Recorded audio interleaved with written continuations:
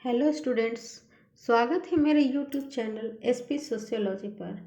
आज हम समाज शास्त्र के अंतर्गत आने वाले विषय बाजार का अध्ययन करेंगे। बाजार एक सामाजिक संस्था के रूप में the market as a social institution, इसके अंतर्गत आज हम निम्न बिंदुओं का अध्ययन करेंगे। बाजार का अर्थ एवं परिभाषा, बाजार की प्रमुख विशेषताएं, भारत में बाजार व्यवस्था के विभिन्न स्वरूप, बाजार व्यवस्था के अन्य रूप और अंत में महत्वपूर्ण शब्दावली। सभी बिंदु महत्वपूर्ण हैं, इसलिए वीडियो को लास्ट तक देखें और चैनल को सब्सक्राइब करके बेल आइकन जरूर दबा दें।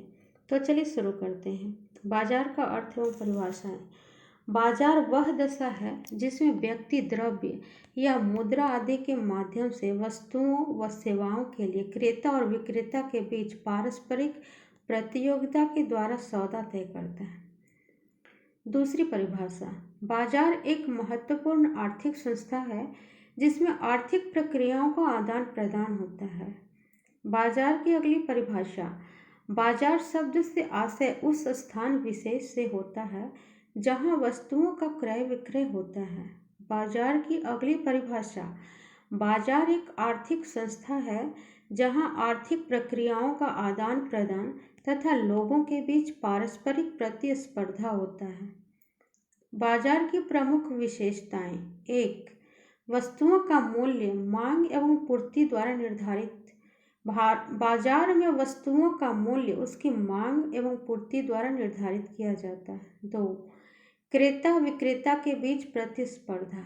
बाजार में क्रेता व विक्रेता के बीच एक विशेष प्रकार की प्रतियोगिता पाई जाती है। 3. मुद्रा विनिमय या लेन देन। बाजार में सभी वस्तुओं का मूल्य मुद्रा के रूप में व्यक्त किया जाता है। मुद्रा लेन देन के माध्यम के रूप में कार्य करती है। 4. सेवाओं की भी खरीद बिक्री। बाजार में सभी सेवाएं भी अन्य वस्तुओं की भांति खरीदी व बेची जाती है। 5. उत्पादक का मूल उद्देश्य अधिकतम लाभ कमाना। बाजार में उत्पादनकर्ता का मूल उद्देश्य अधिकतम लाभ कमाना होता है। 6. बाजार में श्रम विभाजन एवं विशिष्टीकरण पाया जाता है। भारत में बाजार व्यवस्था के विभिन्न स्वरूप। 1. साप्ताहिक बाजार। भारत के ग्रामीण कृषक और जनजातीय समाजों में साप्ताहिक बाजारों का बृहत स्तर पर प्रचलन रहा है। इसमें आसपास के गांवों के लोग एकत्रित होकर कृषि उत्पादों, हस्तशिल्प द्वारा निर्मित वस्तुओं, पशुओं तथा वन उत्पादित वस्तुओं का क्रय विक्रय करते हैं। साप्ताहिक बाजारों को हाट या आवधिक बाजार भी कहा जाता है। 2. पूर्व उपनिवेशिक और उपनिवेशिक भारत में बाजार। पूर्व उपनिवेशिक भारत में विशेषकर ग्रामीण समुदाय में वस्तु विनिमय पर आधारित अर्थव्यवस्था थी, जिसे जजमानी प्रथा के नाम से जाना जाता है। पूर्व उपनिवेशिक भारत में कृषि उत्पाद के साथ साथ सूती कपड़ा एवं मसाले आदि का व्यापार का प्रचलन था। उपनिवेशिक भारत में तथा स्वतंत्रता प्राप्ति के शुरुआती दौर में मुद्रा आधारित व्यवसाय का प्रचलन प्रारंभ हुआ, जिसके कारण ग्रामीण और नगरीय समाज व्यवस्था में तीव्र आर्थिक और सामाजिक परिवर्तन हुए। वस्तु विनिमय का स्थान रुपये पैसे ने ले लिया, जिसका प्रभाव लोगों के सामाजिक आर्थिक संबंधों पर पड़ा।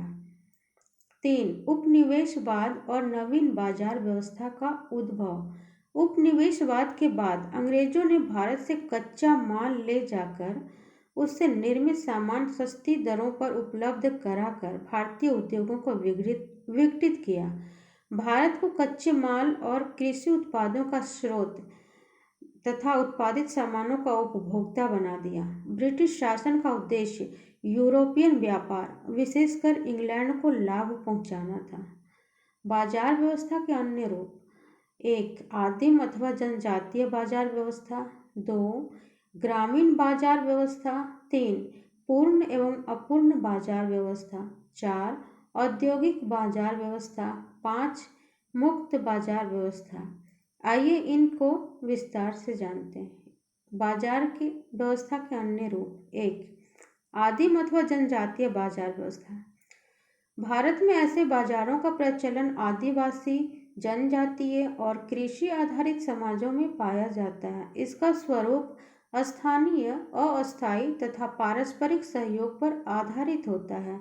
यह बाजार का अत्यंत सरल रूप है, जिसमें लोग अपनी आवश्यकताओं की पूर्ति हेतु वस्तु विनिमय का भी सहारा लेते हैं। इस प्रकार के बाजारों को साप्ताहिक बाजार, हाट या आवधिक बाजार के नाम से जाना जाता है। 2. ग्रामीण बाजार व्यवस्था।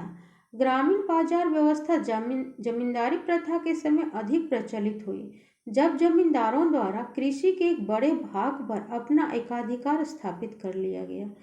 कृषि उत्पाद की अत्यधिक मात्रा और उसके उपभोग हेतु ग्रामीण बाजार व्यवस्था का उद्भव हुआ, जिसमें उत्पादक तथा सेवादाता लोगों के बीच प्रभुत्व एवं अधीनता के संबंध स्थापित हुए। 3. पूर्ण एवं अपूर्ण बाजार व्यवस्था। पूर्ण बाजार व्यवस्था का वह रूप होता है जिसमें क्रेता और विक्रेता के मध्य खुली प्रतियोगिता होती है। इस प्रकार की बाजार व्यवस्था में वस्तुओं के मूल्य का निर्धारण मांग और पूर्ति व उसकी उपयोगिता के आधार पर होता है। मुक्त प्रतिस्पर्धा के कारण जब उत्पादकों द्वारा अपने उत्पादित वस्तुओं के मूल्य निर्धारण पर एकाधिकार स्थापित कर लिया जाता है, तब समाज में आर्थिक असंतुलन पैदा होने लगता है। अपूर्ण बाजार व्यवस्था का वह स्वरूप है जिसमें एकाधिकार की प्रवृत्ति में अधिकता होने के कारण स्वस्थ प्रतियोगिता प्रभावित होने लगती है। एकाधिकार की यह प्रवृत्ति क्रेता अथवा विक्रेता किसी भी पक्ष से संबंधित हो सकती है। इस प्रकार एकाधिकार स्थापित करने की दशा में बाजार व्यवस्था असंतुलन के दौर से गुजरने लगती है। 4. औद्योगिक बाजार व्यवस्था। औद्योगिक बाजार व्यवस्था पूंजीवादी व्यवस्था का ही एक रूप है, जिसमें उत्पादन का एकमात्र उद्देश्य है अधिकाधिक लाभ कमाना।